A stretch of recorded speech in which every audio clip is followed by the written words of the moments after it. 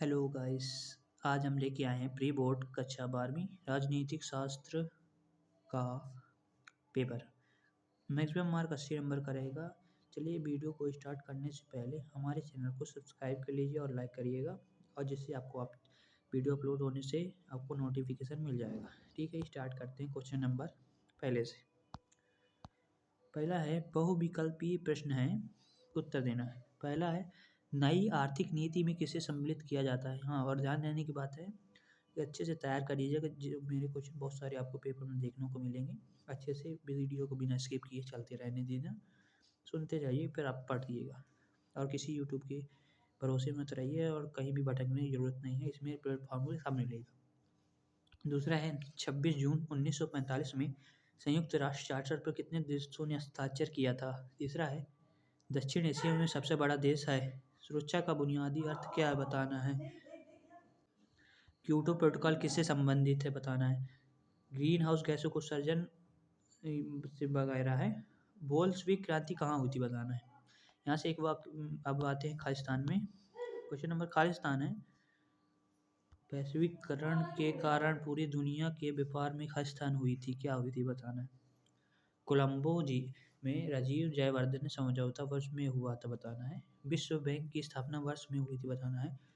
मानव के अस्तित्व को बचाने के लिए क्या आवश्यक है, बताना है। नोटो का पूरा नाम क्या है। राज्य पुनर्गठन आयोग की स्थापना किस वर्ष हुई, बताना है। सत्य और असत्य पे चलते हैं। यहाँ पर एक एक नंबर के सब क्वेश्चन हैं। वर्तमान में विश्व में एकमात्र महाशक्ति अमेरिका है, सत्य है या असत्य, आपको बताना है। दूसरा, सोवियत राजनीतिक प्रणाली का आधार स्तंभ कम्युनिस्ट पार्टी थी, बताना है। विश्व की सुरक्षा के लिए निरस्त्रीकरण आवश्यक है, बताना है। पेड़ कटाई को रोकने हेतु चिपको आंदोलन चलाया गया था, बताना है। भारतीय राष्ट्रीय कांग्रेस पार्टी की सबसे पुरानी पार्टी है, बताना है। नीति आयोग का अध्यक्ष राष्ट्रपति होता है, बताना है। यहाँ से आप सही जोड़ी पे चलते हैं। सही जोड़ी पे शाक थेरेपी का परिणाम पृथ्वी सम्मेलन हुआ। दल बदल विधेयक, व्यापक परमाणु परीक्षण प्रतिबंध संधि, और डॉक्टर मनमोहन सिंह, मोरारजी देसाई, ईवी रामास्वामी नायर। यहाँ से आपकी अब जोड़ी पूरी होती है। अब आते हैं इसके बाद एक वाक्य में आंसर देना है आपको, ठीक है। यहाँ गुट निरपेक्षता का अर्थ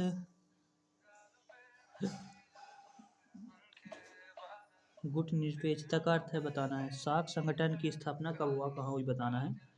खतरे से आज़ादी के शब्द का अर्थ बताना है। ओजोन परत में हो रही तीव्र क्षय के कारण कौन सी किरण पृथ्वी के वातावरण को नुकसान पहुंचा रही है, बताना है। शिमला समझौता कब और कहाँ हुआ था, बताना है। अमेरिका में आतंकवादी हमला कब हुआ था, बताना है। जो ध्रुवीयता के उदय का क्या कारण था, बताना है आपको। अब आते हैं 2 नंबर क्वेश्चन है। छठवां है भू जल संकट के कारण लिखना है, अथवा वैश्विक ताप वृद्धि किसे कहते हैं, ग्लोबल वार्मिंग किसे कहते हैं। क्षेत्रीय संगठन के प्रमुख उद्देश्य क्या है, सार्क मूल उद्देश्य क्या है, लिखना है। 8वां सुरक्षा की पारंपरिक धारणा को समझकर लिखना है। सुरक्षा किसे कहते हैं, बताना है। तीव्र ध्रुवीयता का अर्थ लिखिए, 9वां क्वेश्चन। अथवा ध्रुवीकरण का क्या अर्थ है, लिखना है। 10वां क्वेश्चन है वैश्वीकरण की 2 विशेषताएं बताना है आपको। आर्थिक उदारीकरण क्या है, लिखना है। 4 देशी सहायताओं के नाम लिखना है। स्वतंत्रता के बाद भारत की प्रमुख चुनौतियों को लिखना है। मिश्रित अर्थव्यवस्था क्या है, लिखना है। पंचवर्षीय योजना का उद्देश्य क्या था, लिखना है। क्वेश्चन नंबर 13 आता है भारतीय विदेश नीति की प्रमुख 2 आधार लिखना है। भारत के पड़ोसी देशों के नाम लिखना है। क्वेश्चन नंबर 14 है राष्ट्रीय हित क्या है, अथवा पंचशील सिद्धांत क्या है, लिखिए, बताना है। 15वां है आपातकाल के समय 20 वर्षीय सूत्री कार्यक्रम क्या था, लिखना है। एकात्म मनवाद क्या है, लिखना है, ठीक है। अब ये लघुत्तरीय क्वेश्चन हो गया, 3 नंबर के यहाँ चालू हो जाते हैं। 16वां है क्षेत्रीय संगठन बनाने के क्या उद्देश्य हैं, आपके विचार लिखना है। स्किप मत करिएगा, ध्यान से करना, फिर आप पछताओगे। अच्छे से पढ़ना है क्वेश्चन। आसियान आर्थिक समुदाय का उद्देश्य क्या है, लिखना है। क्वेश्चन नंबर 17 है, हैदराबाद की रियासत पर संक्षिप्त टिप्पणी लिखना है। राष्ट्र निर्माण की प्रमुख चुनौतियाँ क्या हैं, उसके समाधान हेतु क्या किया जाना चाहिए तथा उक्त संबंध में अपने विचार लिखिए, बताना है। अब आते हैं क्वेश्चन नंबर 18। क्वेश्चन नंबर 18 में दक्षिण एशियाई क्षेत्र की प्रमुख विशेषताएं को लिखना है अथवा सार्क और साप्टा के प्रमुख उद्देश्यों को लिखना है। इस वीडियो में जो जो क्वेश्चन बताए गए हैं कल आप देख लीजिएगा, अच्छे से पढ़ेंगे। आप सब्सक्राइब भी करिए और नोटिफिकेशन जिससे आपको अच्छे से पहुंचेगी, हर पेपर में आपको अच्छी मदद मिलेगी, ठीक है। क्वेश्चन नंबर 19, द्विव राष्ट्र का सिद्धांत क्या है, समझ कर लिखना है।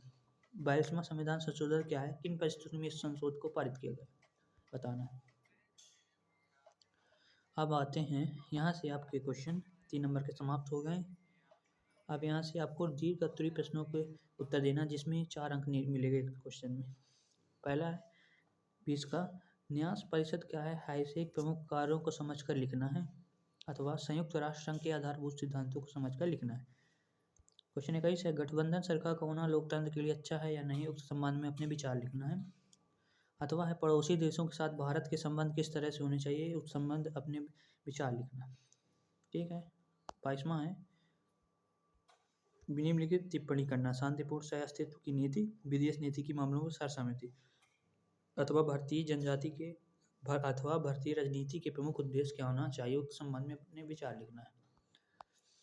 अब क्वेश्चन लास्ट है ये 23, भारतीय राजनीतिक क्षेत्र में दलों की भूमिका बताइए। भारतीय लोकतंत्र की सफलता के लिए क्षेत्र पद पर नियंत्रण लगाना आवश्यक, उक्त संबंध में अपने विचार प्रस्तुत करना है। ये क्वेश्चन आपको बहुत सारे मिलेंगे, ठीक है। यहाँ से आपकी वीडियो समाप्त हो गई, क्वेश्चन भी समाप्त हो गए हैं। Thank you. लाइक, सब्सक्राइब और लाइक कीजिए चैनल को।